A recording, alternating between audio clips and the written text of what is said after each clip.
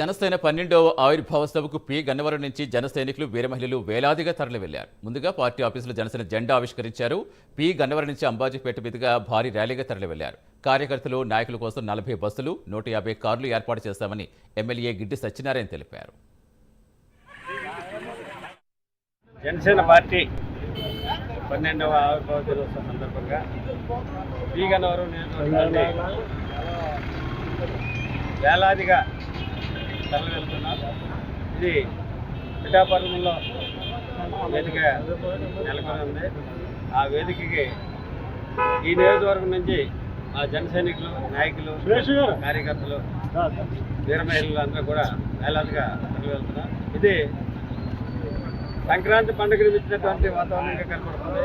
చాలా సంతోషంగా ఉంది. మా అధినేత అయినటువంటి పవన్ కళ్యాణ్ గారికి విజయోత్సవంలో భాగస్వాములు కావాలని మేమంతా కూడా పిఠాపురం బయలుదేరాం.